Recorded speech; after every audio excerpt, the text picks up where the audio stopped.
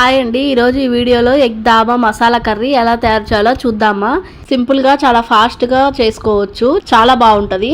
ముందుగా కొంచెం సాల్ట్ వేసి ఎగ్స్ బాయిల్ చేసి పక్కన పెట్టుకోవాలి. తర్వాత టమాటాలు ఉల్లిపాయలు ముక్కలుగా కట్ చేసి పెట్టుకోవాలి.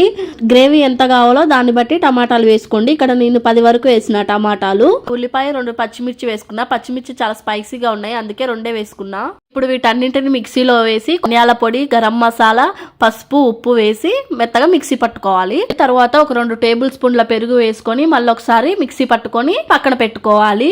ఇప్పుడు స్టవ్ మీద ప్యాన్ పెట్టుకొని 2 టేబుల్ స్పూన్ల ఆయిల్ వేసుకోవాలి. ఆయిల్ హీట్ అయ్యాక స్పైసెస్ వేసుకోవాలి. తర్వాత ముక్కలుగా కట్ చేసిన ఉల్లిపాయ వేసుకొని మంచిగా బ్రౌన్ కలర్ వచ్చే వరకు ఫ్రై చేసుకోవాలి. ఉల్లిపాయ ఫ్రై అయ్యాక 1 టీ స్పూన్ అల్లం వెల్లుల్లి పేస్ట్ వేసుకొని అల్లం వెల్లుల్లి పేస్ట్ పచ్చివాసన పోయే వరకు ఫ్రై చేసుకోవాలి. తర్వాత ముందుగా మనం మిక్సీ పట్టుకున్న ఉల్లిపాయ టమాటా పేస్ట్ వేసుకొని మిక్స్ చేసుకొని మూత పెట్టి ఒక 10 నిమిషాలు ఉడికించుకోవాలి. ఇలా ఉడికించుకున్నాక 2 టేబుల్ స్పూన్ల కారము, 1 టేబుల్ స్పూన్ ఉప్పు వేసుకొని మూత పెట్టి టమాటాలు పచ్చివాసన పోయి ఆయిల్ పైకి వచ్చే వరకు ఉడికించుకోవాలి.